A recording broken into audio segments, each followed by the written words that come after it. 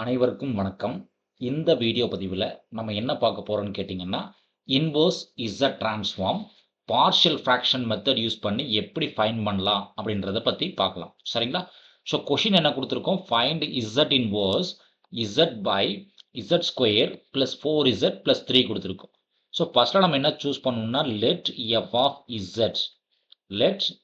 Of Z equals to Z by Z square plus 4z plus 3 எடுத்துக்குவோம்.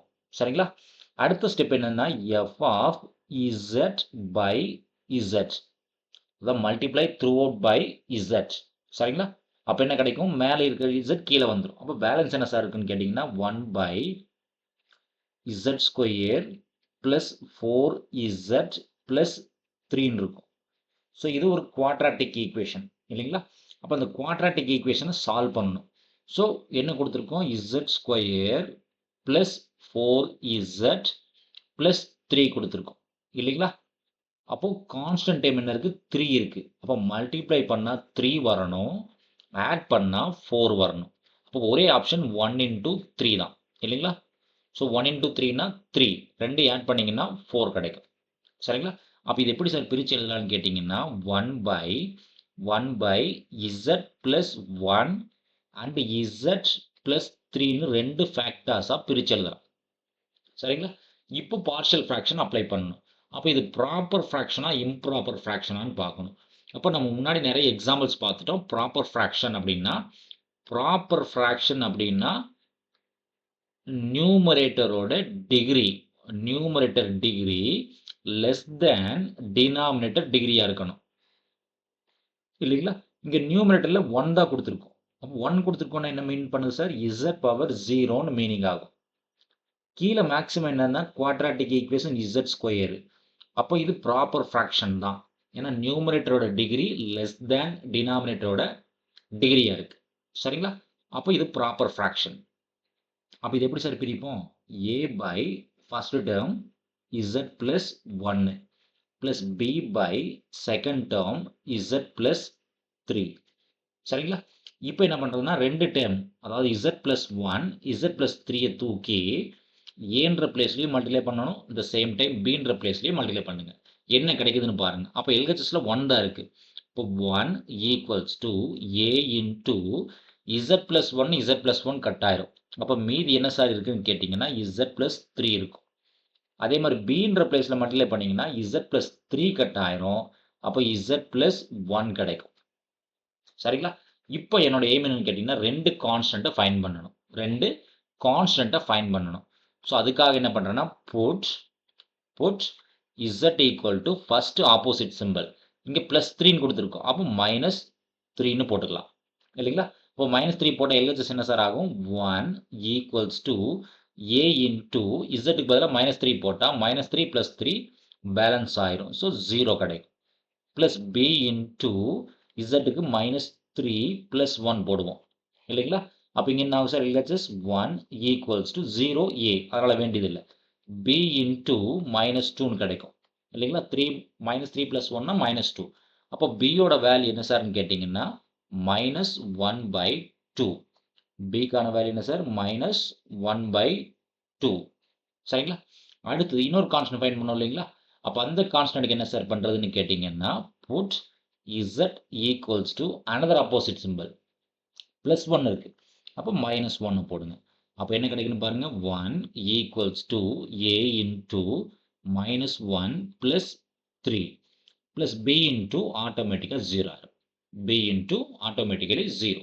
அப்போ 1 equals to minus 1 plus 3 என்ன sir கிடைக்கும்? 2 கிடைக்கும் இல்லைங்களா? அப்போ இதுலேருந்து ஒர்க் பண்ணுங்க சார். ஏக்கு என்ன வேல்யூன்னு பாருங்க. ஏக்கான வேல்யூ என்னது? 1 பை 2. சரிங்களா? இப்போ ஏக்கான வேல்யூ 1 பை 2, பிக்கான வேல்யூ மைனஸ் 1 பை 2. இப்போ சே ஈக்குவேஷன் நம்பர் 1, இந்த ஈக்குவேஷன் நம்பர் 1ல சப்ஸ்டிட் பண்ணிக்கலாம். சரிங்களா? அப்போ சப்ஸ்டிட் பண்ணி என்ன கிடைக்குன்னு பாருங்க. ஈக்குவேஷன் 1ல சப்ஸ்டிட் பண்றோம். ஸோ என்ன ஆகுன்னு பார்த்தீங்கன்னா F of Z by Z equals to F of Z by இசட்டோட வேல்யூ என்ன கிடைக்குன்னு பாருங்க. ஏ வேல்யூ என்ன சார்?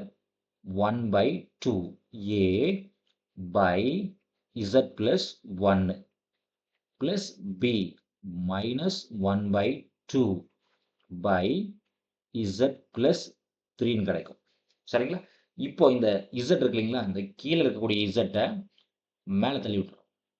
சரிங்களா? அப்போ என்ன ஆகுன்னு பாருங்க, கீழே இருக்க இசட் மேலே போச்சுன்னா என்ன ஆகும் சார், வெறும் எஃப் ஆஃப் இசட் மட்டும்தான் இருக்கும் இந்த சைடில். F of Z equals to 1/2ன்றது ஒரு கான்ஸ்டன்ட் இல்லைங்களா, அது கூட இசட் பை இசட் ப்ளஸ் 1 இருக்கும்.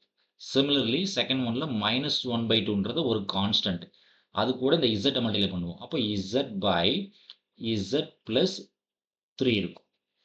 சரிங்களா? இப்போ taking z inverse on both sides. Taking z inverse on both sides, we get. So ரெண்டு பக்கம் z inverse ஆப்ரேட் பண்ணுறோம்.